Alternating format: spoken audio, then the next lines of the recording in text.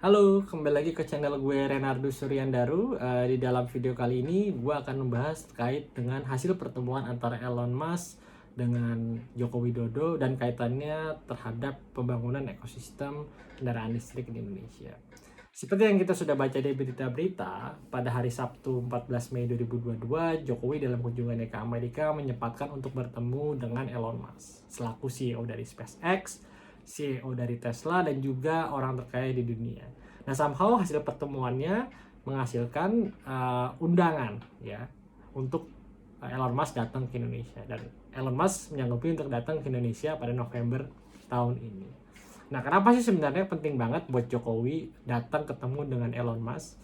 Yang pertama adalah saat ini Elon Musk menjadi orang yang sangat berpengaruh dan penting di bidang bisnis dan teknologi. Belakangan dia akuisisi atau membeli Twitter seluruhnya ya, seharga 44 miliar US dollar atau setara dengan 639 triliun, dan basically dengan uang sebanyak ini lo bisa beli seluruh klub yang ada di English Premier League. But somehow dia lebih milih untuk membeli Twitter. Mungkin dia ingin menjadi penguasa media seperti itu. Lalu yang kedua adalah Jokowi ingin meyakinkan Elon Musk ya untuk collab atau quote unquote investasi guna membangun ekosistem kendaraan listrik Indonesia ya, khususnya untuk membuat baterai listrik. Nah, kenapa sih baterai listrik? Kita tahu ya, tren-tren global saat ini adalah hampir seluruh produsen mobil mereka itu sekarang mulai beralih produksinya dari mobil yang sifatnya itu konvensional menggunakan bensin menjadi mobil yang sifatnya itu digerakkan dengan listrik atau baterai seperti itu. Dan beberapa produsen memang ingin stop produksi mobil konvensional ya. Seperti contoh General Motors, dia bilang di tahun 2035 dia bakal stop produksi kendaraan konvensional, semua bakal produksi mobil listrik. Sama juga Audi ya. Dia bilang 2033 gue bakal stop produksi kendaraan konvensional, gue akan full fokus kendaraan listrik. Nah, ini merupakan peluang sebenarnya. That's why bagi negara yang mampu menghasilkan baterai listrik ini sebenarnya ini potensi seperti itu. Dan kita tahu ya kenapa Jokowi kok nempel ke Elon Musk ya, karena kita tahu Tesla ini sendiri market share-nya 14% untuk mobil listrik ya, which is dia paling besar seperti itu. Jadi dia leadernya seperti itu di bisnis kendaraan listrik ya. Lalu yang ketiga, kenapa alasan penting buat Jokowi datang ke Elon Musk adalah karena Indonesia itu pada dasarnya memiliki cadangan sumber daya besar ya untuk bahan baku kendaraan listrik, men. Ya. Yang pertama, kita punya nikel ya, 21 juta ton cadangan nikel kita, which is kita paling besar sedunia.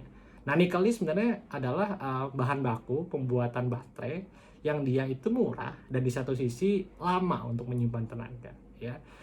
Salah satu flagship dari Tesla yaitu Cybertruck itu juga menggunakan nikel 80% dari baterai ya.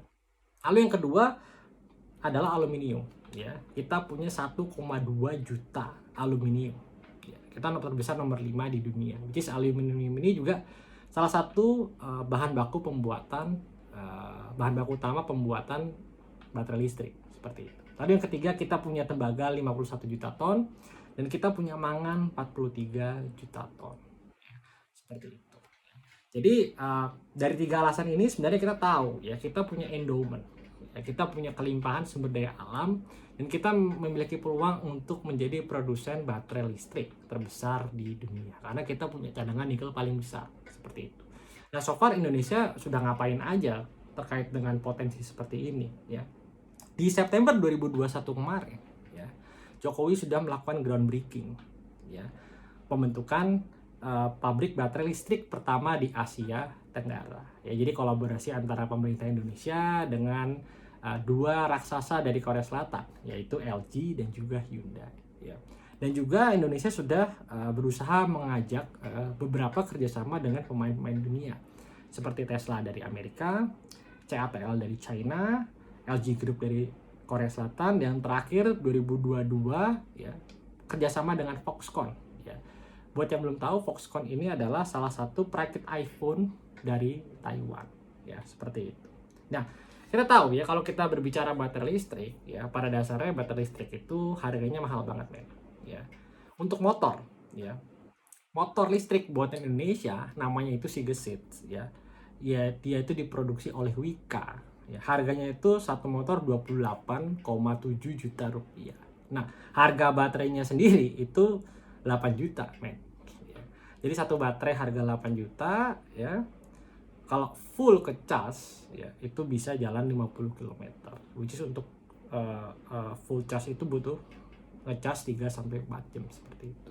Harga baterainya 8 juta, men. Udah kayak harga motor bekas sendiri seperti itu. Lalu untuk mobil ya, contoh ya, harga baterai Tesla itu $13.500 Amerika atau setara dengan 190 juta. Ya, itu baru baterainya doang ya. Belum sama ongkos pasang, jasa lain-lain itu bisa sampai 250 juta. Sudah seharga mobil ya baterainya sendiri. Dan untuk alat casnya saja memang mahal ya. Alat casnya itu sampai 50-an juta di pasaran. Ya. Lalu Hyundai kapan itu gue tanya sama salah satu salesnya, dia bilang harga baterainya itu ya kurang lebih sekitar 60% dari harga mobilnya sendiri. Dan itu coba gue riset dan informasi tersebut memang beredar di internet, memang sekitar 50-60% ya dari harga mobil Hyundai listrik itu komponennya itu untuk baterainya sendiri. Jadi kalau lo tahu Hyundai Ioniq harganya itu 600-700 jutaan ya itu berarti 400 jutaan itu untuk baterainya sendiri, men. Ya. Jadi emang baterai ini pada dasarnya masih mahal banget ya. Dan kalau kita bicara baterai listrik ya, emang ada trade off di sini. Ya, trade off antara ukuran baterai dengan harga baterai. Di satu sisi kalau lo baterainya ukurannya besar ya, lo bisa memiliki daya jelajah lebih luas, lebih panjang ya. Tapi di satu sisi harganya itu mahal ya. Susah banget menjangkau konsumen ya.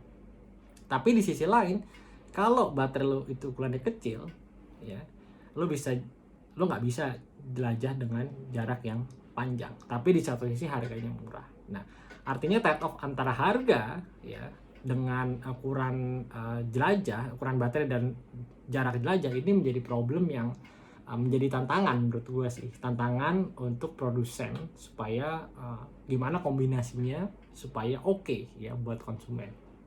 Seperti itu. Ya. Nah, kalau kita bicara untuk kasus Indonesia, ya sebenarnya paling visible tuh bangun ekosistem produksi baterai listrik untuk apa sih? Gue bisa bilang ya untuk motor. Karena ini yang paling murah dan banyak orang Indonesia di kota-kota besar juga pakainya motor. Di dalam kota kita pakai motor ya.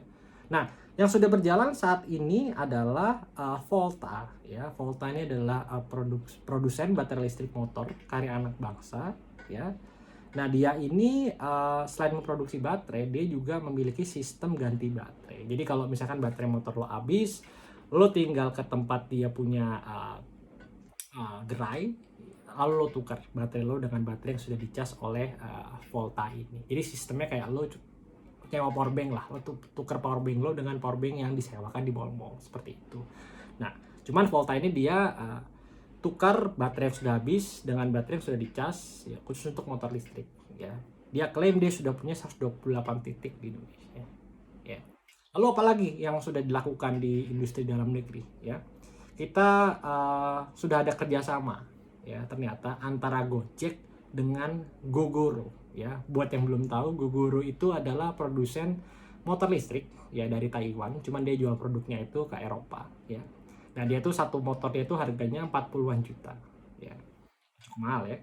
Nah, jadi antara Gojek dengan Gogoro ini mereka collab kerjasama ya, mereka menyediakan 5.000 motor listrik khusus untuk driver, dan mereka mau tes ya gimana sebenarnya itu bisa berjalan di Indonesia ya motor listrik itu. Kita untuk driver Gojek, dan Gojek sendiri klaim kalau driver menggunakan motor listrik ini OPEX ya bisa turun sampai 30% seperti itu ya. Nah, sebenarnya kalau kita ngelihat ini, kita tahu ya Indonesia itu punya masa depan atau kesempatan yang oke untuk menjadi pemain besar ya di dalam industri pembuatan baterai listrik untuk kendaraan, khususnya motor ya. Karena Indonesia punya bahan baku ya. Tapi memang kita butuh manajemen teknologi yang oke. Lalu yang kedua ya pasar Indonesia luas ya. Kalau kita lihat motor ya, dominasi motor cukup besar di Indonesia ya. Selain juga pasar domestik, kita juga bisa sasar pasar luar negeri ya. Kita punya bahan baku yang paling banyak seperti itu ya. Lalu juga yang ketiga adalah kalau kita pakai baterai listrik ya, ini sebenarnya dari sisi ekonomi jauh lebih efisien ya. Contoh misalkan motor Gesit ya, dia per 1 kWh itu bisa jelajah sampai 20 km. which is 1 kilowatt hour itu sekitar Rp1.800 seperti itu. Jadi kalau let's say lo mau jalan naik motor 100 kilo dengan motor si gesit, lo cuma butuh uang 10.000 men. Ya, murah banget, efisien banget kan. Ya. Lalu Hyundai Kona Electric ya. Dia 1 kilowatt hour ya, dia itu bisa jalan 8,5 km seperti itu ya. Kalau 1 kilowatt hour dia itu Rp1.800 ya. Berarti kalau lo jalan dari Jakarta ke Cirebon yang kira-kira jaraknya 300 km, lo somehow cuman keluar uang 60.000. Which is ini murah banget men. Jauh banget kalau lo keluarin uang ini untuk bensin seperti itu. Ya. Nah, dengan adanya kesempatan ini menurut gue pribadi sebenarnya Indonesia perlu banget men. Untuk pertama adalah bangun ekosistem yang benar-benar solid ya. Dari produksinya, dari pengemasannya, dari distribusinya, sampai untuk after sales-nya ya. Dalam hal ini after sales-nya adalah punya nggak sih Indonesia fasilitas-fasilitas untuk pengisian baterai atau paling tidak charge baterai atau paling tidak penukaran baterai ya. Sekarang kalau lihat Indonesia, orang-orang pakai mobil listrik, kendaraan listrik itu banyak kan masih di Jabodetabek, di dalam kota seperti itu. Dan kota-kota besar lainnya ya, cuma masih di dalam kota. Nah kalau bisa nih sampai Bandung menjelajah kota-kota yang lebih luas, nah ini bisa jadi ekosistem yang baik seperti itu dan mudah diterima oleh masyarakat seperti itu. Nah untuk itu memang kita butuh investasi yang besar untuk membangun ekosistem yang solid ini. That's why penting banget Indonesia untuk meyakinkan investor ya. Fasilitasi investor, kasih izin yang mudah, cariin lahan, cariin insentif supaya mereka mau ya. Karena yang jadi masalah sih adalah kita butuh investasi besar. Kita punya bahan baku ya di tanah kita ya. Kita punya semuanya, nikel ya, tembaga ya, aluminium, kita semua kaya. Tapi kita nggak punya adalah mekanisme sistem teknologinya. Kita butuh investor untuk invest teknologi di lahan kita seperti itu. That's why itu bisa membantu kita untuk menjadi big players ya. Karena menurut gue ini potensinya gede banget men di masa depan ya. Nggak cuma baterai mobil motor atau listrik doang ya, bis juga bisa ya pakai baterai listrik ya. Dan yang lain-lainnya seperti itu ya. Dan terakhir menurut gue perlu sinergi yang lebih dalam dan luas ya. Terakhir yang gue baca di berita itu sinergi antara Gotoh ya dengan PT Toba Bara Sejahtera TBS ya. Kolaborasi antara dua perusahaan ini menghasilkan namanya entitas bernama Elektrum. Ya, jadi Elektrum ini memang direncanakan untuk menjadi produsen baterai listrik di Indonesia seperti itu. Dan hal ini juga didukung oleh Pertamina, Gogoro dan juga Gesit sendiri seperti itu. Well, jadi kalau gue boleh ringkas ya, sebenarnya Jokowi nyamperin Elon Musk itu ya untuk meyakinkan Elon Musk. Ya, jangan sampai Elon Musk ini justru percaya dengan negara lain ketimbang Indonesia. Seperti itu. Karena kita tahu Indonesia itu punya kekayaan alam yang berlimpah. Kenapa nggak lu invest aja ke gue? Gue kasih kemudahan. Ya, pasar domestik ada. Ya, kita juga bisa ekspor juga seperti itu. Ya, jadi ya kalau Indonesia bisa memanfaatkan momentum ini, ya bisa memanfaatkan tren ini untuk menjadi pemain besar di depan, di kemudian hari, ini bisa menjadi hal yang baik untuk bangsa kita ke depan. Ya, ada transfer teknologi, ya kita akan membuka lapangan pekerjaan lebih banyak, ya. Secara teknologi kita akan menjadi lebih maju ketimbang negara lain. Dan kita punya endowment, ya.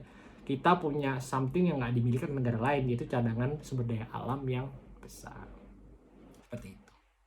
Oke ya, sekian dulu sharing dari gua terkait dengan Jokowi ketemu Elon Musk dan terkait dengan ekosistem kendaraan listrik di Indonesia. Semoga sharing ini berguna buat kalian semua. Jangan lupa like, share, subscribe, and comment. And thank you very much for watching and see you in the next video. Bye bye. Salam Rastol.